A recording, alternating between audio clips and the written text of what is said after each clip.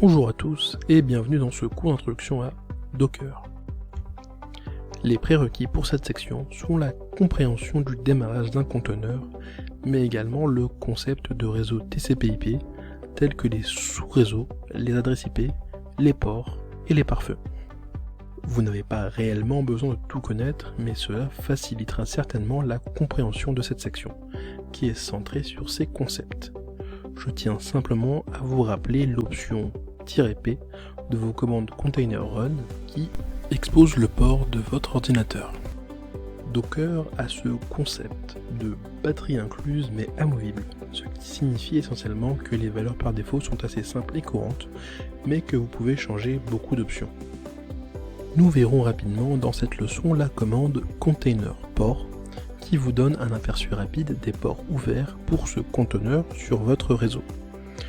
Ensuite, nous allons détailler certains concepts de réseau Docker et de réseau virtuel, ainsi que la manière dont les paquets circulent dans le réseau. Lorsque vous démarrez un conteneur, en réalité, en arrière-plan, vous êtes en train de vous connecter à un réseau Docker particulier.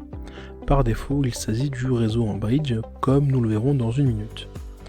Ensuite, chacun de ces réseaux auxquels vous souhaitez vous connecter est acheminé via un pare-feu NAT, qui est en fait Docker configurant l'adresse IP de l'hôte sur son interface par défaut afin que vos conteneurs puissent se connecter à Internet ou au reste de votre système.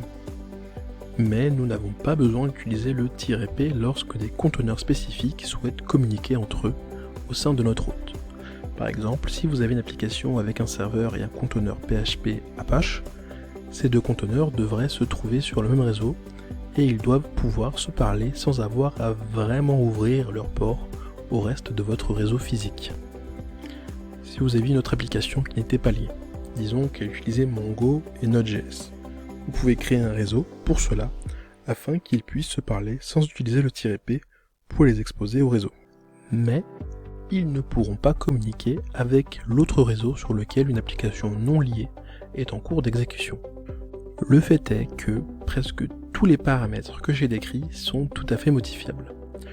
Vous verrez que tout au long de ce cours, il y a souvent des valeurs par défaut qui fonctionnent de manière simple. Vous n'êtes même pas obligé de les spécifier. Vous remarquerez simplement que les choses sont configurées de manière standard. Bon nombre de ces options sont configurables au moment de l'exécution ou même modifiables après coup. Certaines de ces choses que vous pouvez réellement changer sont la création de plusieurs réseaux virtuels, peut-être un par application ou différents réseaux avec des exigences de sécurité différentes. Comme dans le monde physique, où vous pouvez avoir deux cartes réseau physiques sur un vrai ordinateur, vous pouvez avoir deux réseaux virtuels connectés à un conteneur, bien avoir le conteneur ne pouvant communiquer avec aucun réseau. Vous pouvez ignorer toutes les configurations de réseau virtuel par défaut et utiliser simplement le "-net égale host. Vous perdrez ainsi certains des avantages de la conteneurisation, mais dans certains cas, cela peut être nécessaire. Plus tard, nous allons parler des drivers réseau Docker.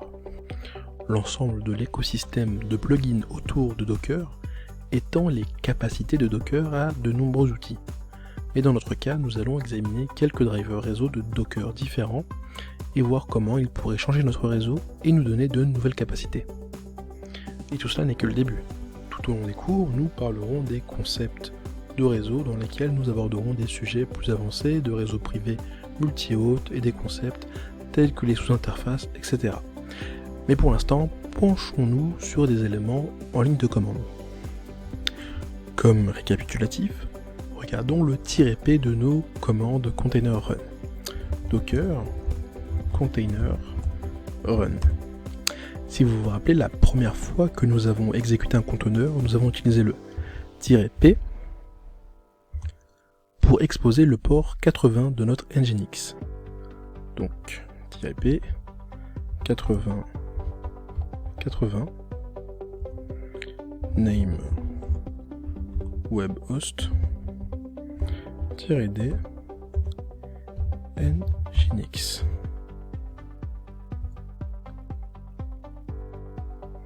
Cela a pris le port hôte et transfère le trafic de ce port dans le port 80 du conteneur. Si nous faisons un docker container port web host, il montre en fait, dans un format simple, quel port transfère le trafic à ce conteneur de l'hôte au conteneur lui-même. Nous n'avons pas parlé de l'adresse IP du conteneur. Vous pouvez donc supposer que le conteneur utilise la même adresse IP que l'hôte. Mais par défaut, ce n'est pas le cas. Nous pouvons facilement obtenir l'adresse IP Docker de ce conteneur en l'inspectant.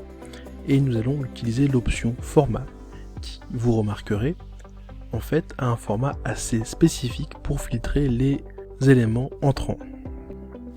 Docker container inspect format et web host.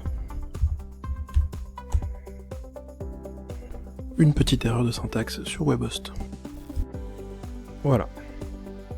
Et voilà son adresse.